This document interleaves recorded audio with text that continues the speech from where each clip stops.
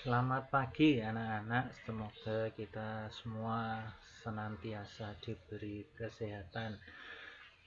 Baik, pagi ini kita akan melanjutkan pertemuan kita membahas statistika tentang ukuran pencarian data. Ukuran pencarian data yang kita bahas adalah untuk data tunggal. Nah, yang pertama yaitu jangkauan. Yang kedua adalah kuartil. Yang ketiga adalah jangkauan interkuartil, dan yang keempat adalah jangkauan semi interkuartil.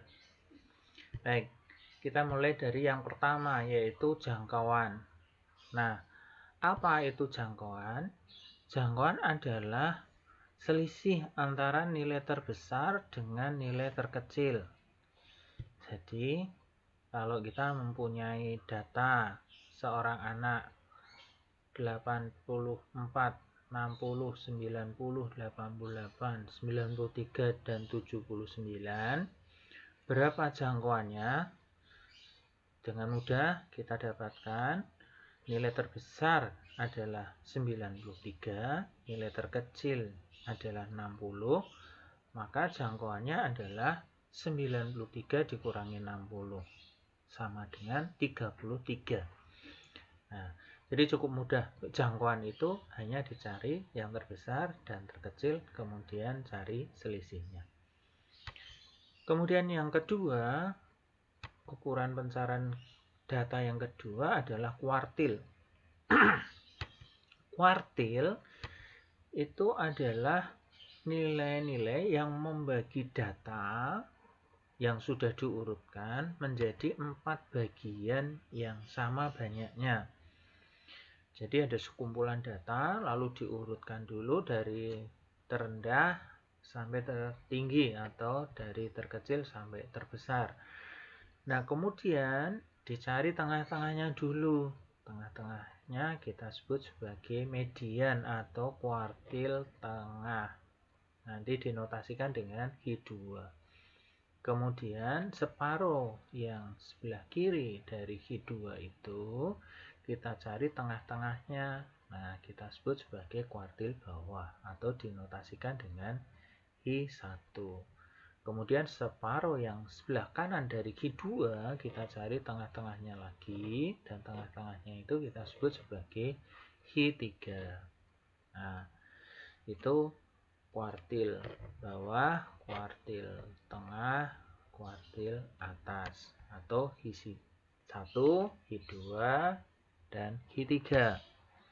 Sebagai contoh, misalnya ada data 9, 5, 7, 8, 9, 4, 6. Berapakah Q1, Q2, dan Q3-nya? Terlebih dahulu kita urutkan data itu dari yang terendah sampai yang tertinggi atau yang terkecil sampai ke yang terbesar. Setelah data diurutkan, kita cari tengah-tengahnya.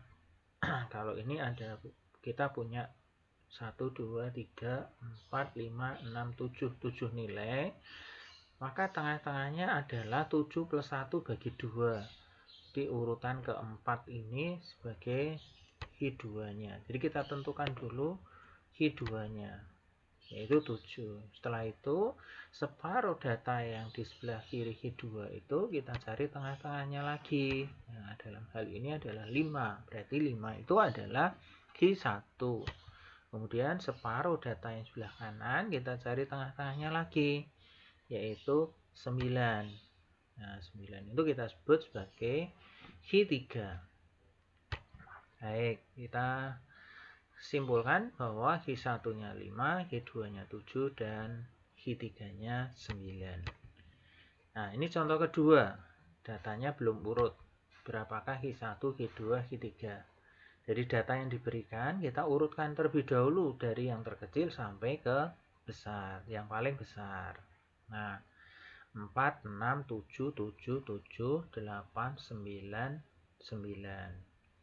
Nah, kita diberikan ada 1, 2, 3, 4, 5, 6, 8. Saya ulangi, 1, 2, 3, 4, 5, 6, 7, 8. Ada 8 ukuran atau 8 nilai, maka tengah-tengahnya adalah 8 tambah 1 bagi 2, yaitu 4,5. Maka pada urutan antara 4 dan 5, itulah Q2-nya. Jadi yang di tengah-tengah, ya. Q2-nya 7. Kemudian separuh yang kiri, atau tengah-tengah dari separuh yang di sebelah kiri, kita sebut sebagai Q1. Nah, dalam hal ini adalah di antara 6 dan 7, maka 6 tambah 7 bagi 2. 6,5, itu Q1-nya. Dan Q3-nya adalah antara 8 dan 9, berarti 8 tambah 9 bagi 2, 8,5, itu Q3. Jadi kita peroleh Q1-nya 6,5, Q2-nya 7, dan Q3-nya 8,5. Nah, cukup mudah bukan? Nah, kita lanjutkan yang ketiga, yaitu jangkauan interkuartil. Jangkauan interkuartil itu adalah selisih antara kuartil atas dan kuartil bawah, atau Q3 dikurangi Q1.